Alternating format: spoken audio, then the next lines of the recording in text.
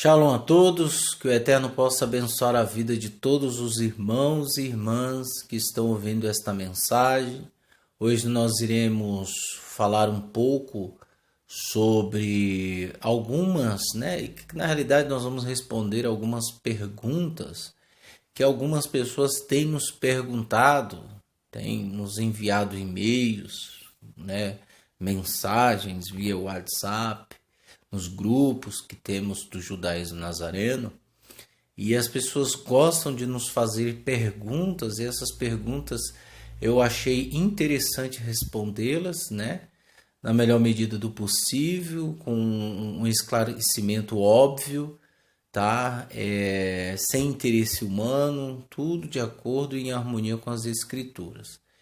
Então, são 10 perguntas, que já me fizeram, e essas 10 perguntas eu vou ser claro,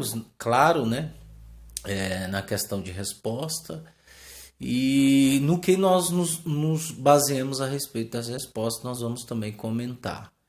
Tá? Mas antes de mais nada, eu vou falar um pouco do nosso currículo na questão de acadêmico.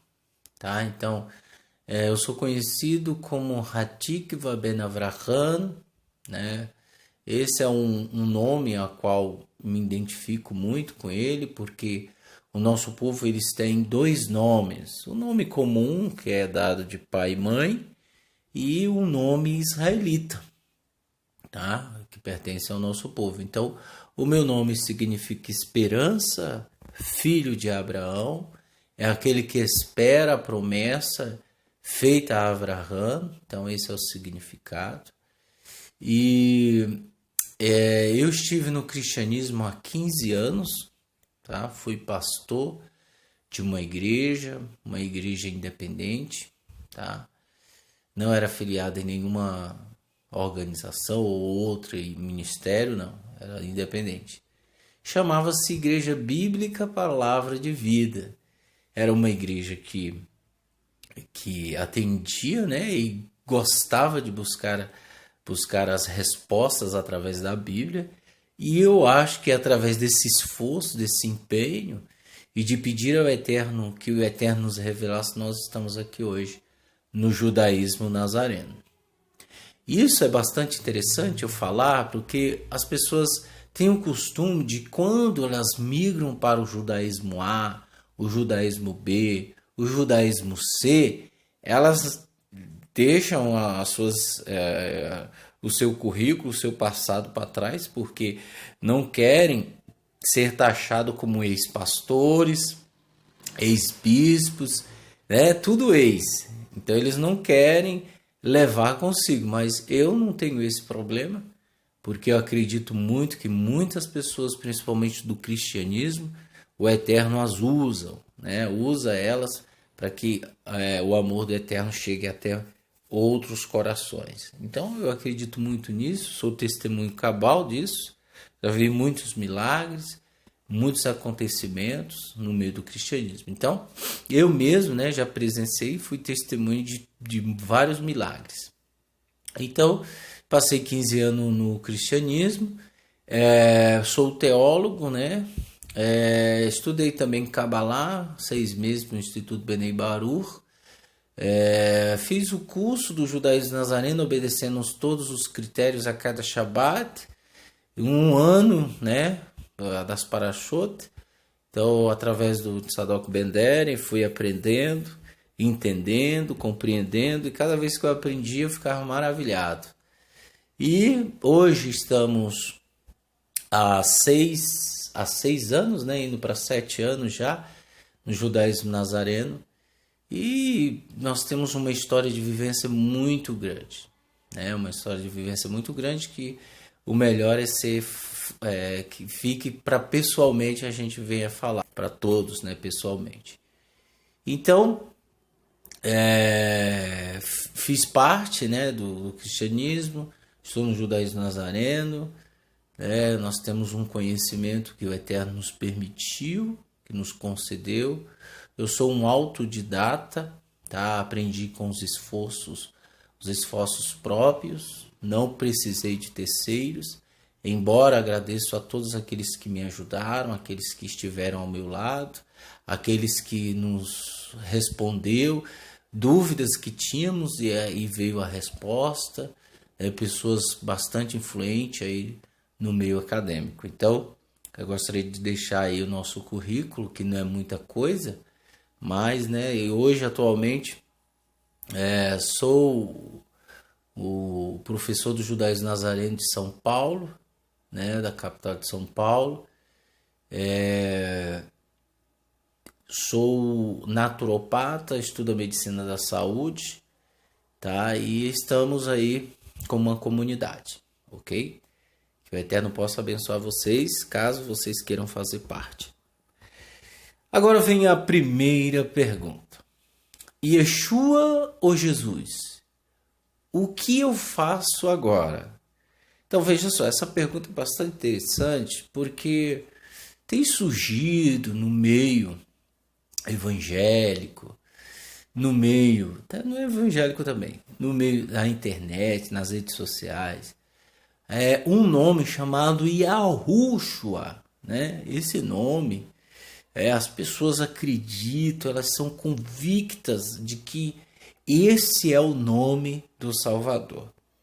Só que se nós nos aprofundarmos e começarmos a questionar essas pessoas que defendem, eu também cheguei no início ali no judaísmo, eu cheguei também a fazer parte desse grupo de pessoas que acreditavam. Eu acredito que é só um pé para a verdade. Então, quando eu vi que não trazia consigo provas, que não trazia consigo provas arqueológicas, acadêmicas, então eu pulei fora, porque é uma coisa que você acha, não é certeza, você é convicto daquilo que não é certeza, que não existe. Então existe esse grupo que tem até igrejas agora com o nome Yahushua, no cristianismo, tem pessoas que acabam ofendendo os cristãos, dizendo que agora Jesus é do diabo, é um nome que significa cavalo. E esse povo, esse pessoal do Yahushua, eles são complexos, eles são complicados, viu? Eles não são fáceis não de lidar, eles chegam a te atacar verbalmente, então é complicado. Então é um povo que só o Eterno para ter misericórdia. Então, muitas pessoas acreditam, ficam convictas de que é Yahushua. Só que não. Aí você vai e pergunta, qual é a prova histórica? Não tem. Qual é a prova acadêmica? Não tem. Aí a pessoa fala, poxa vida, e agora? Então, se você for um pouquinho mais a fundo, você vai entender. Você vai descobrir. Mas, infelizmente, as pessoas não querem isso. Querem acreditar e ponto final. Não existe questionamento. Então, esse é o nível de pessoas que nós estamos lidando hoje no mundo das redes sociais. E muitas pessoas nos perguntam, é Yeshua, é Yahushua, é Jesus, o que é? Aí, você traz a pessoa para Yeshua, o nome Yeshua, existe várias passagens, versículos no Tanar, no Velho Testamento, que é mencionado o nome Yeshua lá. Por quê? Porque significa salvação, o Eterno salva. Esse é o significado do nome Yeshua. E veja quais são os livros que estão testificando de que esse nome é o verdadeiro nome do Salvador. Isso, olha só, é Yeshua HaMashiach. Veja, aos livros, aos escritos, aos pergaminhos que estão. Siríaco Antigo, do século II, depois de Cristo. Peshita, com textos do século III e IV depois de Cristo. Siríaco antigo sinaítico do século IV depois de Cristo. Perchito ocidental do século V depois de Cristo. Perchito Crawford do século V depois de Cristo. Muster, texto de Mateus do século XVI depois de Cristo. Então, todos esses escritos consta o nome Yeshua. O Dutilet, século XVI. Olha só. Vários outros manuscritos de Chantov, século XIV. Deixa eu ver qual é outros que tem aqui. O manuscrito Mustes de Ivrit, de Hebreus, datado do século VI. Deixa eu ver qual outro. Tá. Até o século XVI, todas as escrituras da Brit Hadash, Aliança Renovada, no Novo Testamento, indicam o nome de Yeshua. Arqueologicamente, existe um vídeo que um pesquisador vai num lugar onde existem ruínas e lá eles viram o nome Yeshua numa pedra. E essas ruínas eram de uma antiga sinagoga. Tá? Uma antiga sinagoga, então ele viu o nome Yeshua, isso é arqueologicamente. Agora, academicamente, através dos escritos, são todos esses escritos que eu te mostrei, te falei aqui, quer dizer, que eu estou te falando. Então, se eu for olhar entre Yahushua e Yeshua, um mostra que eles acreditam, mas não tem dados históricos e nem acadêmicos. O outro tem que a Yeshua tem dado histórico e tem dados acadêmicos e escritos. Então, qual que eu vou confiar? É lógico que eu vou confiar em Yeshua, gente. Tá certo? Então, tenham bastante cuidado em afirmar, em depositar suas crenças em algo que não tem testemunho, algo que ele está estruturado somente no achismo. Isso não prevalece. Isso não é o costume do nosso povo. O costume do nosso povo é semita, é estudo, é entendimento, é testemunho testemunhal. Então, eu não posso fugir desse conceito. Então, entre Yeshua e Yahushua, eu escolho Yeshua, porque existem provas, tá?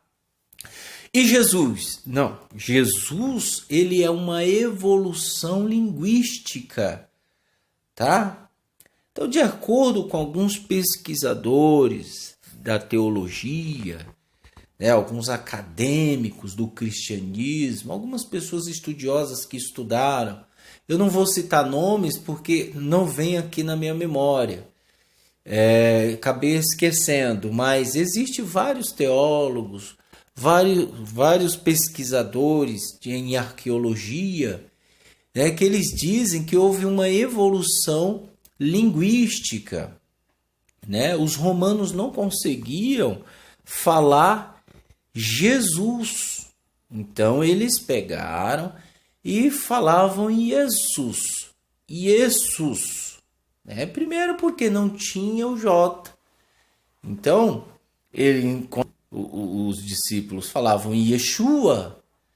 Eles não conseguiam falar o I, o Y. Então eles falavam Jesus. E todo nome romano tem sus no final. A maioria dos romanos tinha sus no final, Sus.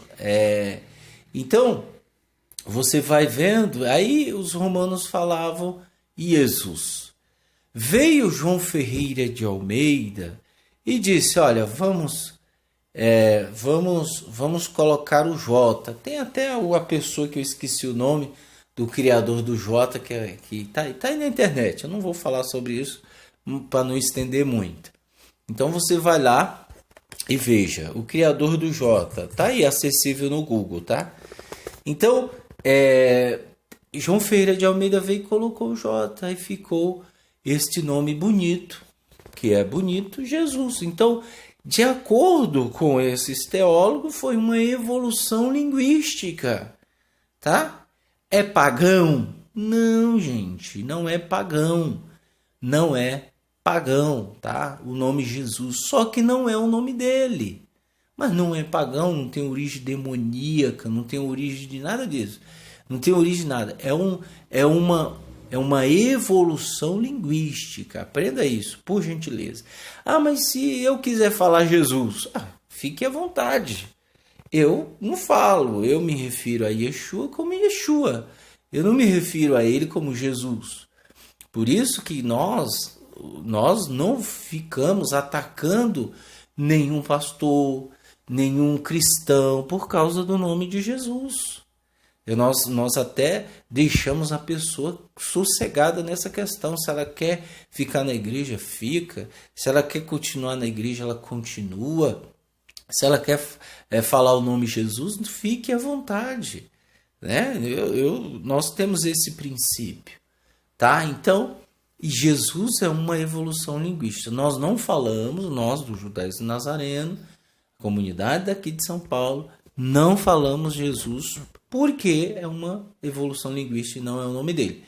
E Deus também não é o nome do Eterno, é um título. É um título, como o faraó. Todos os faraós, é um exemplo, tá? Todos os faraós tinham nomes, mas eles herdavam o título de faraó. Então era faraó primeiro, faraó segundo, faraó terceiro, faraó quarto. Então era um título, assim também como o nome Deus é um título. No hebraico chamamos de vários títulos, que é Elohim, Hashem, Adonai, Adonai Tsevaot, né? El Shaddai. Então há vários títulos que nós chamamos. Uma outra pergunta é: conheço o judaísmo nazareno. O que devo fazer agora? O que devo fazer? Veja bem, pessoal. Por que as pessoas falam isso? O que devo fazer? Já conheço o judaísmo nazareno. O que devo fazer agora? Veja, existem alguns critérios, algumas ordenanças que os nossos emissários, os discípulos de Yeshua, nos prescreveram, nos deixou. Isso está lá em Atos 15 ao 16. Que os gentios, as pessoas que estavam se achegando ao judaísmo nazareno, deviam se abster de carne sufocada, do sangue, de comida, da imoralidade sexual, da idolatria. Então, existem esses requisitos que eu não vou falar ele aqui, então é o mínimo que você vai fazer. Ah, mas eu quero ter um kippah, eu quero comprar os livros do judaísmo. Veja bem, pessoal, você, para ser médico, você tem que começar do zero. Você não vai pegar um livro que tem lá, um livro acadêmico da medicina, e vai começar pelo livro. Não, você vai começar do beabá, das vogais, você vai começar do começo. Você não vai começar lá de cima, né? Você vai ter que ir aprendendo. É a mesma coisa, no judaísmo é assim. Você vai aprendendo. Então, primeira coisa que temos que fazer quando estou no judaísmo nazareno é me abster de certas coisas que desagradam ao Eterno, que está em Atos 15. Eu procurei me abster, agora não é mais um peso. Aí as coisas vão acontecendo porque você vai aprender a cada Shabat. Foi o que Tiago disse para os líderes da comunidade a cada Shabat, quando Moshe será lido, que é a Torá, as pessoas vão aprender. Então, o requisito que você agora está no judaísmo nazareno você tem que ir devagar, aprender com cuidado, tá? A outra pergunta é: na minha cidade não tem comunidade de judaísmo nazareno, o que devo fazer? Que também é uma pergunta que as pessoas fazem constantemente. Então, o que você tem que fazer é você orar ao Eterno para que o Eterno venha constituir uma comunidade para que você esteja presencialmente aprendendo as Escrituras. Veja, a internet ela nos ajuda 10% no nível de espiritualidade, ela nos ajuda bastante, porém, existem muitas informações que podem atrapalhar o processo de techuvá de uma pessoa, principalmente dos neófitos, dos leigos e dos ignorantes. Essas pessoas são presas fáceis, né, para a internet. Então vai vir de tudo na internet, como ela é democratizada, a informação é democratizada, você coloca no YouTube judaísmo A, judaísmo B, vai aparecer um monte de coisa. Então nós aconselhamos você a você ficar tranquilo, não correr, não precisa correr. Não precisa correr. Ah, mas não tem comunidade. Então, ore ao Eterno, busque ao Eterno sozinho ou sozinha. Faça como Yeshua disse, ore, feche a porta do seu quarto, tranque e ore ao teu Pai em secreto e ele em secreto vai vir te recompensar. Não precisa de terceiros. Agora, é bom mesmo você frequentar, porque ajuda muito. Ajuda muito, muito, muito mesmo. Você tem que frequentar uma comunidade do judaísmo nazareno. E isso vai te ajudar muito, muito mesmo. Tá? Infelizmente, o brasileiro também tem um costume de ir para a igreja 2 horas, 1h30, lá ouvir o pastor falar 3 palavras e ir embora achando que Jesus perdoou. Né? Tem pessoas que é assim. Só que na comunidade é o dia inteiro, é o Shabat de Adonai. Tá certo? Uma outra pergunta é o que é proibido no Shabat? E essas pessoas também nos perguntam demais. O que é proibido no Shabat? Veja só, o que é proibido é só trabalhar e acender fogo. Mais nada. Mais nada. Ah, mas se eu quiser comprar alguma coisa no Shabat? Veja bem, lá não está escrito não compreis nada, não fazei negócios. Mas eu tenho que entender que se eu comprar alguma coisa, eu posso comprar uma pizza, porque eu não vou acender o fogo, eu posso comprar um pão, eu posso comprar algo para me comer, isso é natural. Só que quanto mais você evitar o comércio, melhor será para você. Porque senão você vai banalizar, você vai colocar em descrédito algo que é kadosh, santo, e colocar em descrédito algo que tem crédito, que é magnífico, que é sublime, e colocar em descrédito. Daqui a pouco você está abrindo comércio no Shabat. Ah, eu posso levar sacolas, bolsa, mochila. Veja só, eu já falei, pessoal. O que é proibido é o trabalho. Eu posso limpar a casa no Shabat. Eu posso lavar. Não, pessoal, presta atenção.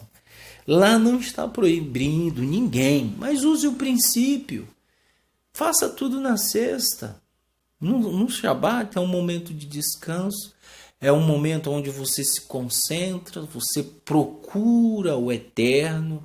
Você está pedindo ao Eterno sabedoria, lendo as escrituras, lendo os estudos. Não é para você ficar varrendo, limpando, nada. Isso faz parte do mundo secular.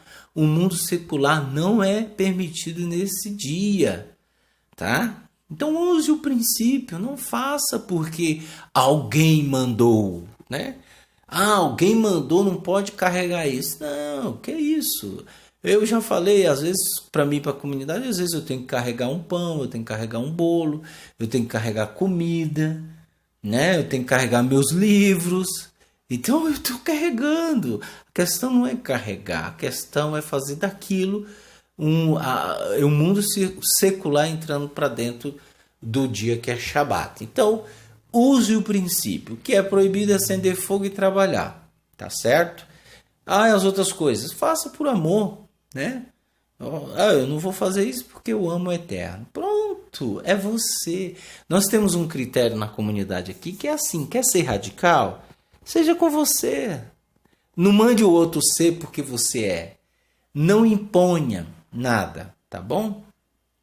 Faça por amor. Então, a outra pergunta, a quinta pergunta é: preciso ser circuncidado para fazer parte da comunidade? Usar vestes do judaísmo? Então, isso também é uma pergunta. Veja bem, eu já falei que o requisito de uma pessoa circuncidada é cumprir a Torá. Existe uma diferença de cumprir Torá e de obedecer. Obedecer, você obedece por amor. Cumprir, você tem que cumpri-la. Se você errar, você erra em tudo. Existem 613 preceitos no judaísmo, né? Esses 613, se você errar um, você descumpre a Torá.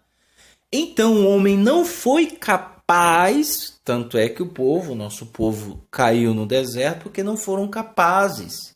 Eles disseram na saída do Egito, eles disseram que iriam cumprir tudo o que o Eterno ordenasse. Então eles foram circuncidados e não cumpriram. É por isso que Paulo extrai daí que eles não foram capazes e que sua estadia temporária, que eles caíram, nos deu espaço para entrarmos, certo? Então, conclui-se que a circuncisão, você realizando ela, você é obrigado a cumprir a Torá. Se você descumprir qualquer um dos 613, você destruiu a Torá. Então você se torna maldito. Isso mesmo, você se torna maldito. Se hoje você circuncidar, o nosso povo tem que circuncidar os judeus. Eles têm porque eles estão presos na primeira aliança.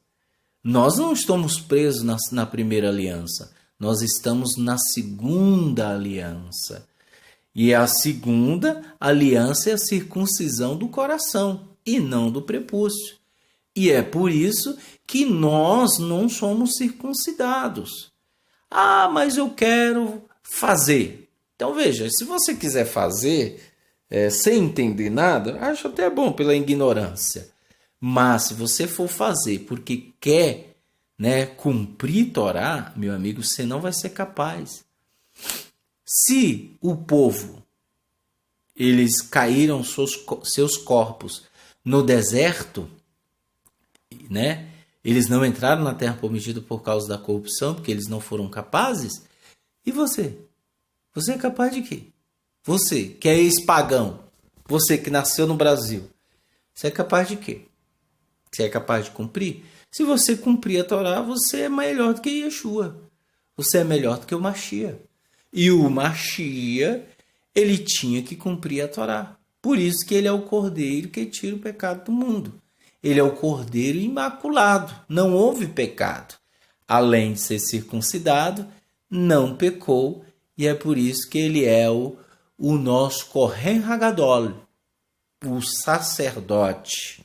Tá? Então, na comunidade, nós não realizamos circuncisão. Eu preciso ser circuncidado. Então, se você quer fazer porque é facultativo, você, eu quero fazer porque é uma opção sua, então tá bom.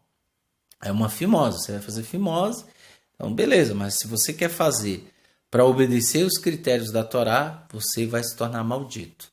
É isso que Paulo nos falou. Por isso ele disse: se vocês forem circuncidados, para nada vale o Mashiach. Vocês estão anulando o Mashiach. Então nós não queremos correr esse risco de anular o Mashiach, tá, gente? Então as pessoas gostam, vêm para o judaísmo, quer ser circuncidado, quer fazer aliá, quer ir para Israel, quer ser reconhecido. Eu não quero ser reconhecido por nenhum ser humano. Eu quero ser reconhecido pelo Eterno. É Yeshua que vai separar os bodes das ovelhas, gente. Tá? E lá não vai ter plaquinha não, viu? Yeshua é que vai separar. Então eu quero ser reconhecido por ele. Então essa pergunta eu acho que foi respondida.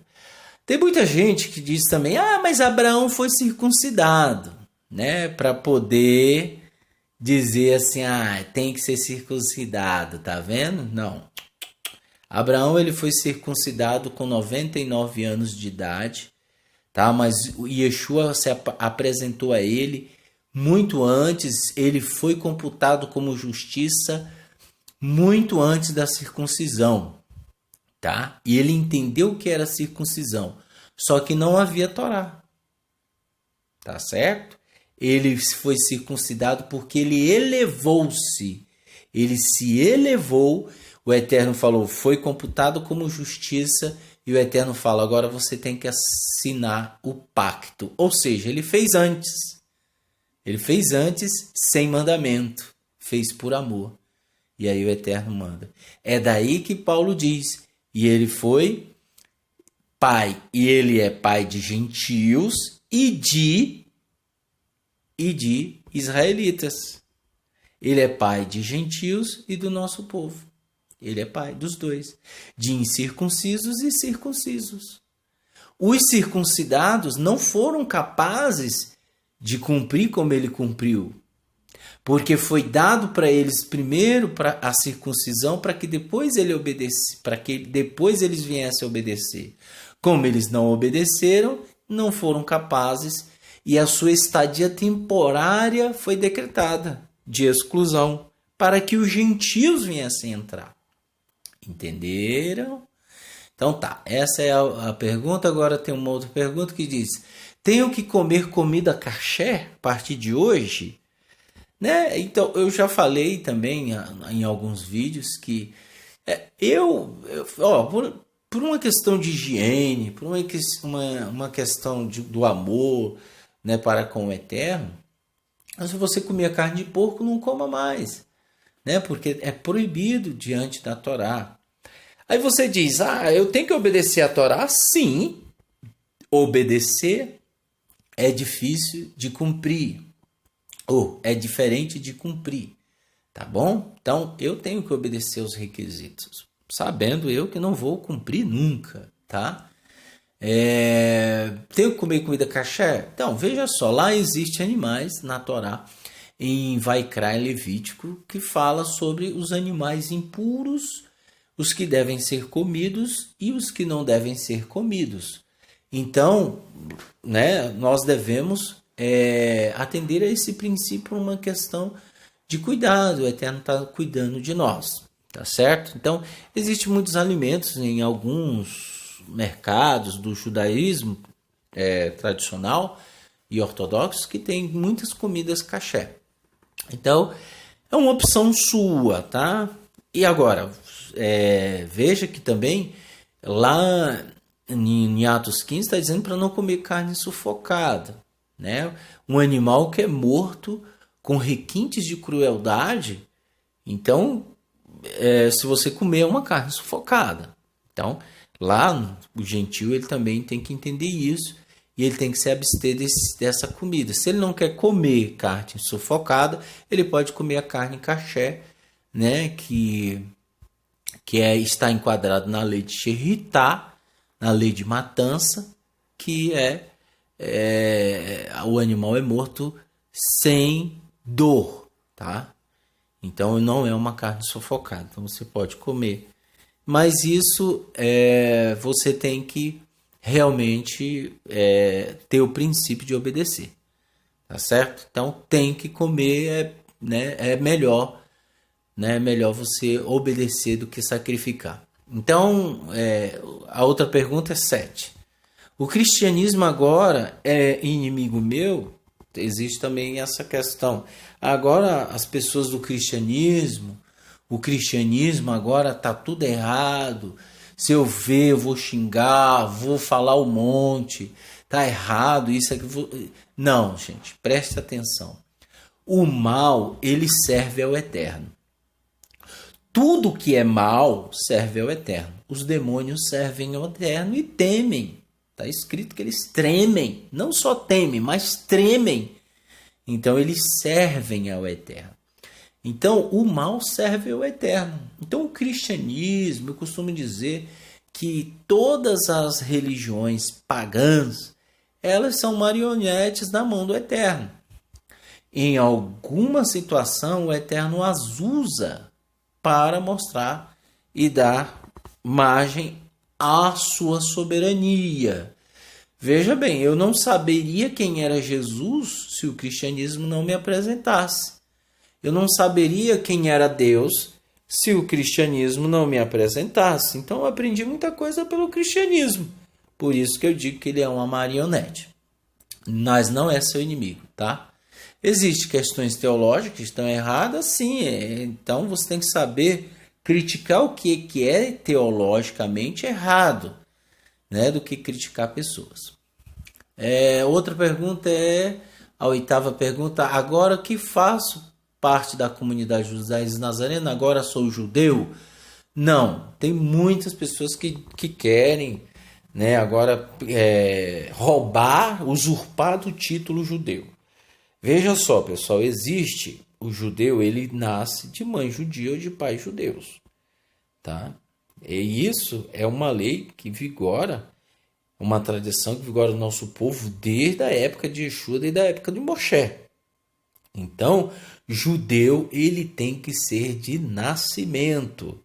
Existe o judeu que é convertido ao judaísmo, que ele passa por uma escola chamada Yeshivá, e ele aprende, e ele é um convertido ao judaísmo, mas não é de sangue. E todo mundo sabe que ele não é judeu. É como se fosse um prosélito.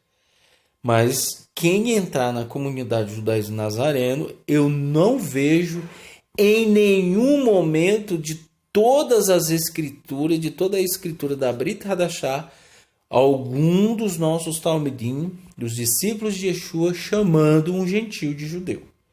Eu não vejo. Eu vejo, sim, chamando-os de gentios, tá? Gentios. Tanto é que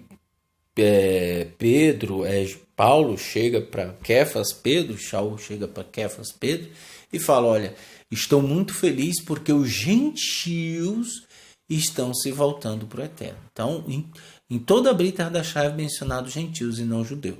Então, você veio para o judaísmo nazareno, você já sabe que você não vai ser judeu. Mas você pode usar um kippá, você pode usar... isso é opcional, mas você tem que saber o significado. Tá? Você usa o talit, você pode usar o tzitzit. Então, isso é bastante interessante, mas vai haver um ensinamento a respeito disso. Mas você não é judeu, tá certo? Nós usamos os objetos que o nosso povo usou, só isso. E está usando, que não é tradição esse mandamento. Tá? Existem coisas que são tradições e existem coisas que são mandamentos. Agora uma outra pergunta, 9, né? O judaísmo nazareno segue a Kabbalah? Então, veja só, eu já falei que quando você vai para a internet, você se frustrou no cristianismo. Aí a primeira coisa que as pessoas fazem é, eu vou na internet, aí coloca judaísmo A, judaísmo D, judaísmo C, judaísmo E, e lá aparece várias coisas falando de judeus.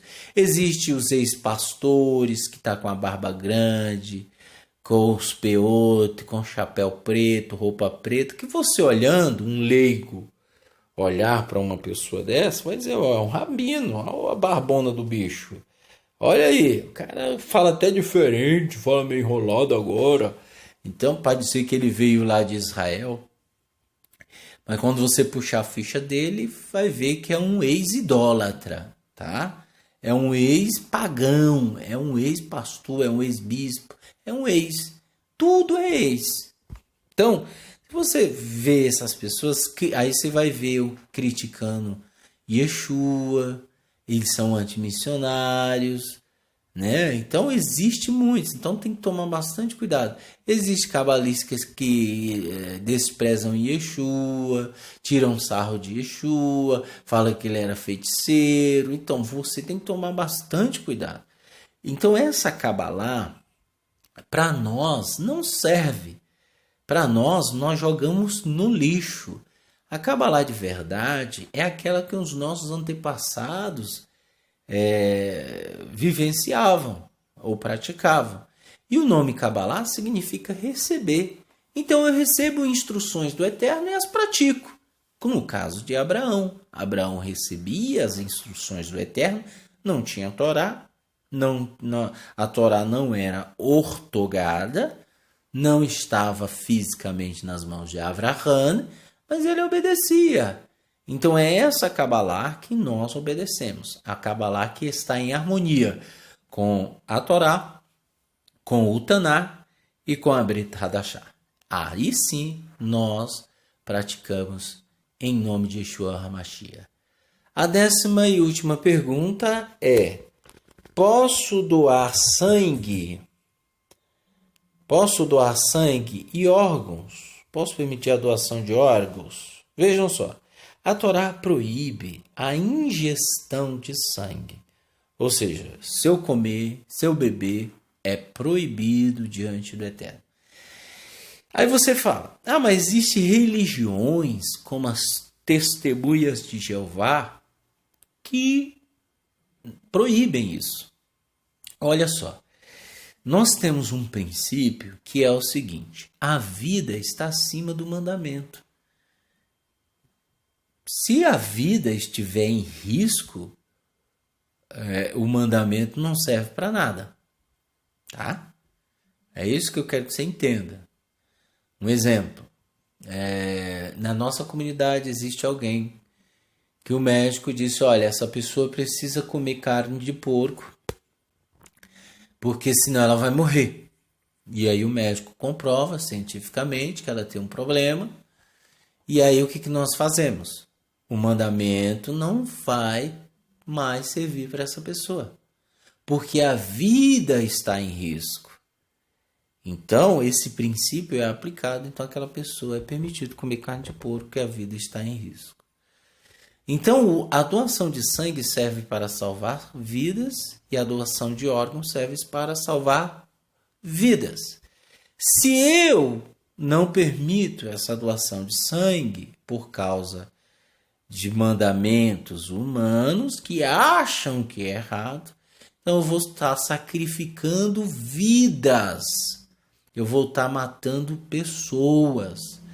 E aí, em vez de nós sermos tratados diante do Eterno como assassinos, nós permitimos que as pessoas doem sangue e órgãos, tá? Então, se o membro da nossa comunidade pode doar tranquilamente. Se ela morreu, nós autorizamos a doação de órgão para salvar uma outra pessoa sem problema nenhum.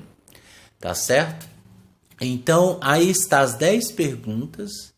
Tá? Se você tem mais perguntas, né, pode fazer, deixar escrito aí que a gente vai formular durante a semana algumas outras perguntas que as pessoas gostam de fazer. E aí, na medida do possível, se a gente souber, a gente vai falando. Tá certo?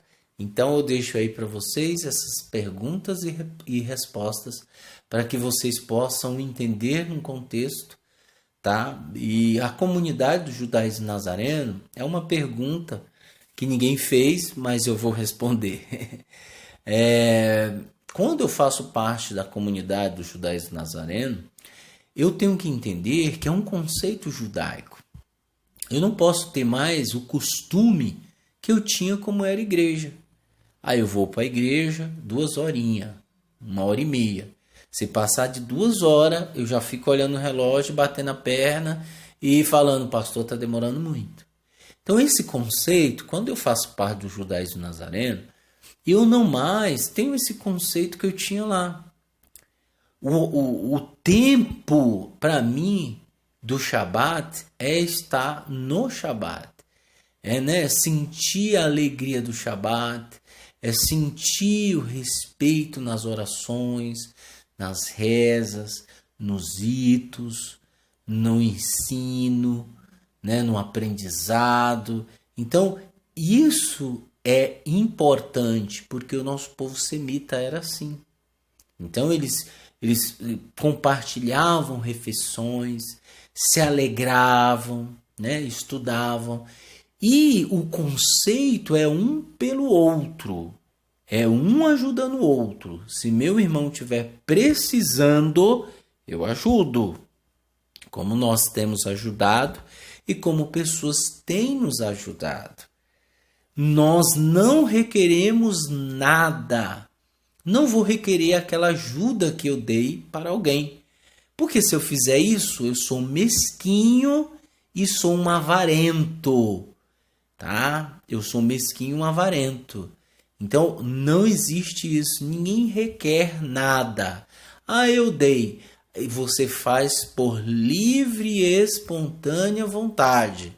Na comunidade é um pelo outro, um ajudando o outro. Somos todos irmãos. Tá certo? Então, não existe esse, eu vou requerer. Não. Primeiro porque é uma comunidade sem fins lucrativos. Não, ninguém aqui está querendo se promover. Nós não queremos nos promover. Tanto é que a gente não está nem aí para quem nos difamam, tá? Nos caluniam. Não estão nem aí. A gente ora porque o Eterno tem misericórdia. Mas a gente está nem aí. A gente não dá ousadia para ninguém. Tá certo? Nós não estamos preocupados com pessoas que causam confusões, que difamam, né? Nós estamos preocupados com de conscientizar e ajudar as pessoas como nós estamos fazendo agora. Então, uma comunidade ela é muito séria, tá certo? E ali vai ser constituído os ensinos, as tradições, os ritos, tudo em prol e tudo em harmonia com as escrituras. Tá? Não existe ditador, não existe uma pessoa mandando em tudo, né? Um ditador, faça isso, faça aquilo. Não existe imposição, não existe porque os nossos emissários também nos ensinaram que nós não podemos impor nada a ninguém. Então isso não existe na comunidade. Se você gostou, dá um joinha, certo? Compartilhe e ajude as pessoas também a entenderem estes conceitos, tá certo? Se você tem alguma dúvida, escreva aí embaixo ou nos mande um e-mail em congregaçãonazareno.com ou visite o nosso site que é judaísmonazareno.sp.org. Que o Eterno te abençoe, que o Eterno te conceda shalom, hoje e amanhã, para todos sempre. Beshem Yeshua HaMashiach. Amém.